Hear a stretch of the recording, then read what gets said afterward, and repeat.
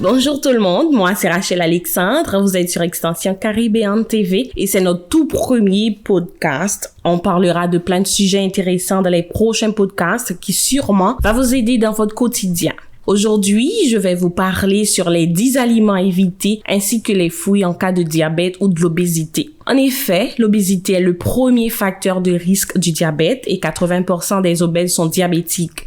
Pire encore, si le diabète se développe dans le monde, c'est parce que de plus en plus de personnes sont obèses ou en surpoids. Les fruits qu'il faut éviter. Comme premier élément, on a les éléments avec chapelure, nuggets, poisson pané, les foies bâches panées, les cordons bleus. Pourquoi? Alors qu'on imaginerait que c'est la bonne viande, en fait, c'est des protéines qui a donné des bonnes sources de protéines. Malheureusement, la chapelure, c'est bourré de glucides. En plus, il n'y a pas de fibres dans ce type d'aliment et donc on a une arrivée massive de sucre dans le sang. Donc, les éléments avec chapelure, on les évite, même si c'est fait maison. Deuxième élément, les jus de fruits. C'est bon pour la santé, les jus de fruits, mais c'est à éviter. Quand on a du diabète ou de l'obésité, on évite les jus de fruits. On les évite, même si c'est 100% naturel. Pourquoi? Parce que dans ces cas-là, on a un apport de sucre qui est majeur, sans aucune fibre pour les retenir. C'est très différent, par exemple, de manger une orange que de boire du jus d'orange. Troisième type d'aliment à éviter, c'est les cookies.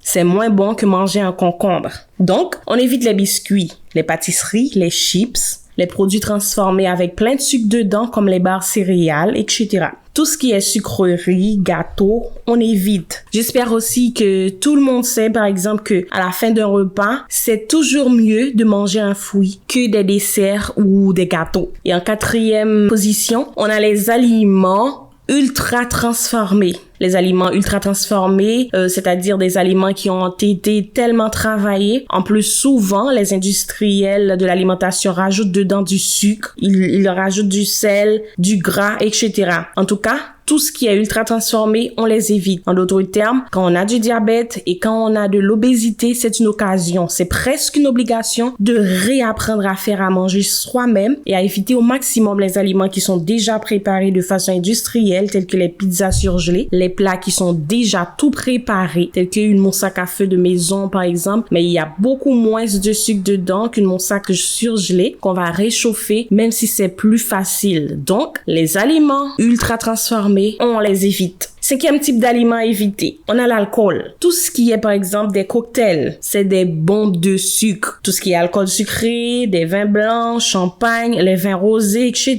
Ça contient plus de sucre que le vin rouge par exemple. Tout ce qui est alcool, on essaie d'éviter au maximum, on limite le plus possible. Sixième type d'aliments à éviter, c'est le pain blanc, le riz blanc, les pâtes blanches, la semoule classique, tout ça, ce sont des petites habitudes à prendre simplement parce que ça permet au sucre d'être absorbé moins vite. Et septième aliment à éviter, c'est quelque chose qui va faire sursauter plus d'une personne d'entre vous. Les petits déjeuners à la française tranquille, quand on a du diabète ou de l'obésité, c'est-à-dire du pain avec la confiture, c'est bon, je sais que c'est bon, mais il faut les éviter. Il y a aussi les céréales du petit déjeuner, les céréales qui sont souvent très industrialisées, transformé, c'est bourré de sucre. Éventuellement, les flocons d'avoine, les biscuits céréales du petit déjeuner, ça aussi, on évite.